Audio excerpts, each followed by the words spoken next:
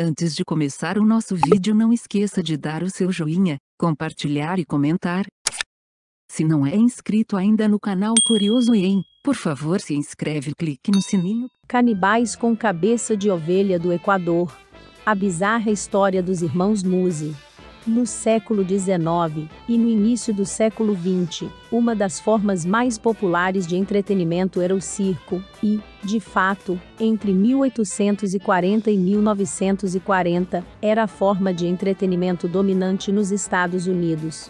Vários circos itinerantes cruzaram os Estados Unidos na época, e para as pessoas que viviam em áreas rurais onde quase nada acontecia, era um evento importante e alegre quando o circo chegava à cidade. Entre todas as atrações oferecidas, uma das mais populares na época era o show de aberrações. Os circos mantinham um zoológico de várias pessoas deformadas, aquelas com deficiências únicas ou indivíduos diferentes de outra forma, e os exibiam por um preço, e a lista de tais aberrações é longa.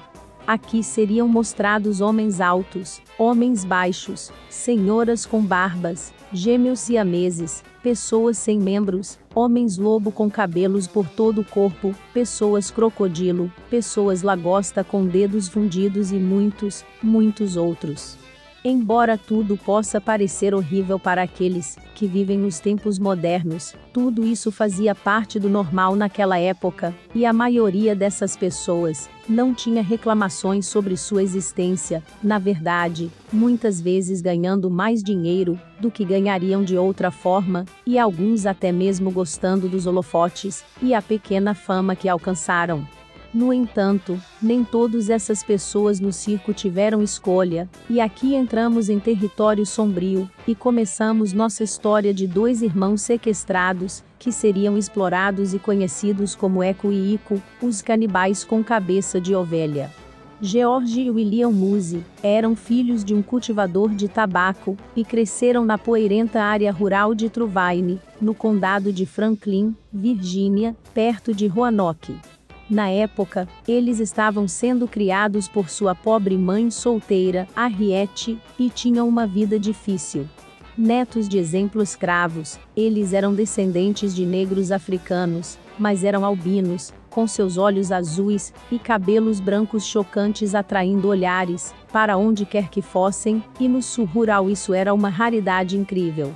Foi tão notável, na verdade, que a notícia dos irmãos Muzi chegou a um promotor chamado James Shelton, do circo Ringling Brothers, que costumava ser conhecido como um caçador de aberrações. Shelton contou a Barnum sobre sua descoberta, que decidiu colocá-los em ação de qualquer maneira. Quando o Ringling Brothers Circus chegou a Roanoke em 1914, os irmãos Muzi tinham apenas 6 e 9 anos, e um dia depois que todas as tendas do circo foram montadas, os meninos estavam voltando do trabalho na roça, quando foram abordados por um dos promotores do circo. Não está claro exatamente o que aconteceu em seguida, mas o promotor de alguma forma atraiu os meninos para o circo, e logo eles foram exibidos para a diversão da multidão. Nesse ínterim, no que dizia respeito à mãe, seus dois filhos haviam desaparecido sem deixar vestígios. Os promotores do circo disseram aos meninos que sua mãe havia permitido que fizessem o que estavam fazendo, e que voltariam para casa em breve, mas isso nunca aconteceu. Na verdade, o plano do circo era nunca mais permitir que voltassem para casa.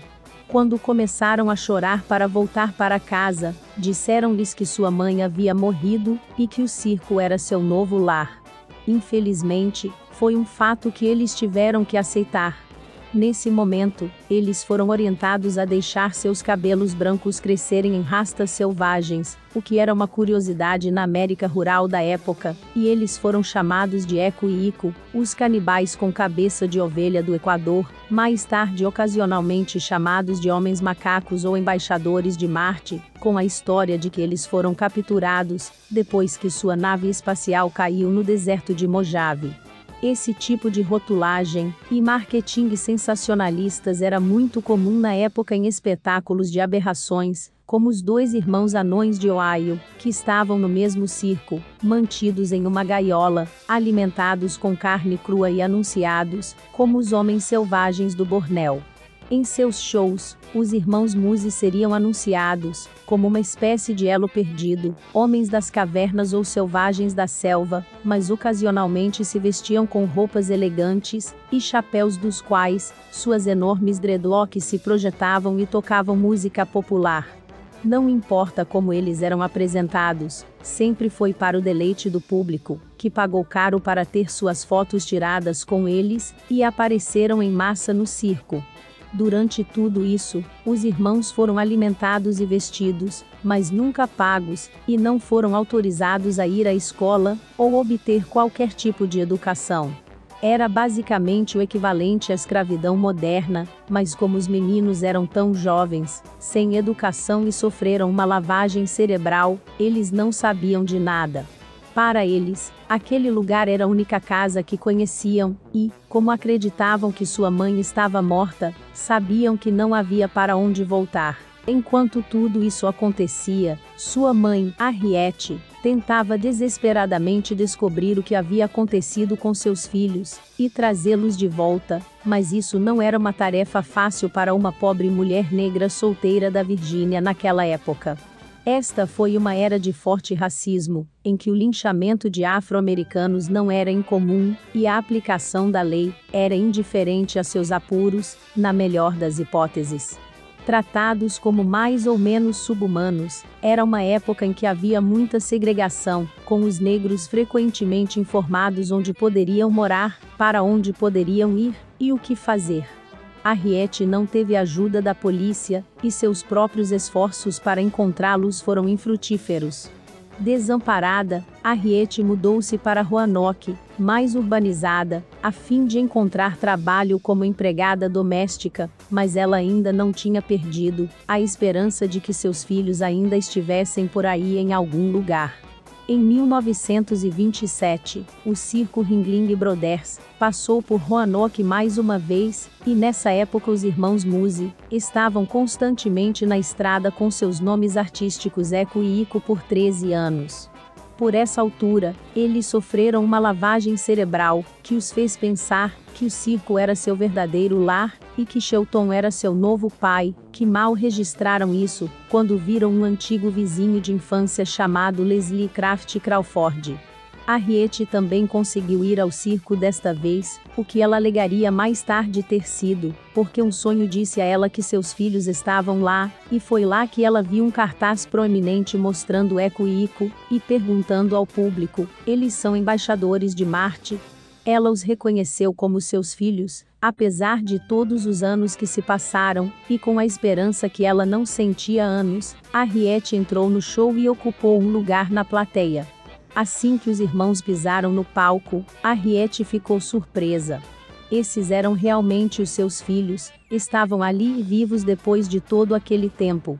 Ela então empurrava com entusiasmo seu caminho até a frente, e era onde George a viu e disse a seu irmão: "Aqui está nossa querida e velha mãe. Olha, Willie, ela não está morta." Nesse momento, os irmãos pararam de tocar sua música, e um silêncio caiu sobre a tenda, antes que os irmãos pulassem do palco, para abraçar sua mãe pela primeira vez em 13 anos, para grande choque dos espectadores. No entanto, o reencontro foi imediatamente arruinado pelo viscoso promotor Shelton, que não conhecia Harriet, e exigiu saber o que ela estava fazendo. Quando ela explicou o que estava acontecendo, Shelton supostamente disse a ela que ele era na verdade o pai verdadeiro, e rapidamente fez com que seus advogados e a polícia interviessem, o que não era um bom presságio, já que Harriet era uma mulher negra no sul, e ela sabia como as coisas iriam correr. Inacreditavelmente, Harriet conseguiu convencer as autoridades de que esses eram seus filhos há muito perdidos, e, o que é mais surpreendente, que o circo teria que devolver os salários por seu trabalho que nunca haviam recebido. Em uma reviravolta surpreendente de eventos, eles também ganharam um processo judicial para obter um acordo generoso, embora o padrasto caloteiro dos irmãos aparentemente tenha roubado a maior parte desse acordo. Felizmente, o circo se ofereceu para pagar a eles salários maiores se continuassem com o circo, além de oferecer ao irmão mais velho e desempregado um emprego no circo como um vagabundo, e, assim, com o consentimento de sua mãe, os irmãos Musi voltaram para o circo em 1928, viajando até Londres e Havaí. No entanto, o amargo Shelton ainda estava por aí, supostamente perdendo seu salário, estimulando anos de contínuas batalhas legais, para fazer com que o promotor de circo fosse embora. De forma bastante trágica, Harriet Musi faleceu em 1942, mas pelo menos ela foi capaz de ver seus filhos novamente, e viver uma vida boa com seus filhos antes de falecer. Ela também guardou um pé de meia, que George e Willie herdaram, e com o qual compraram seu próprio terreno e casa em Roanoke. Eles continuariam seu lucrativo ato de eco e ico até 1961 antes de se aposentarem do mundo do espetáculo, e viver uma vida tranquila e confortável, mais ricos do que nunca, embora estivessem quase cegos àquela altura, e tivessem que ser cuidados por sua irmã Nibal e sua filha, Dottie. George faleceria em 1972 e Willie viveria até 2001. Toda a incrível história foi abordada em detalhes pela jornalista Betty Macy, em seu livro de 2016, Truvine, que será transformado em filme em breve. Tudo isso nos deixa com uma história fascinante de outra época, um olhar sobre a vida circense, as desigualdades raciais, e a curiosidade do desconhecido para a época. Os irmãos Musi certamente tiveram uma odisseia bizarra e trágica, e sua história está gravada nos anais de estranhas esquisitices históricas.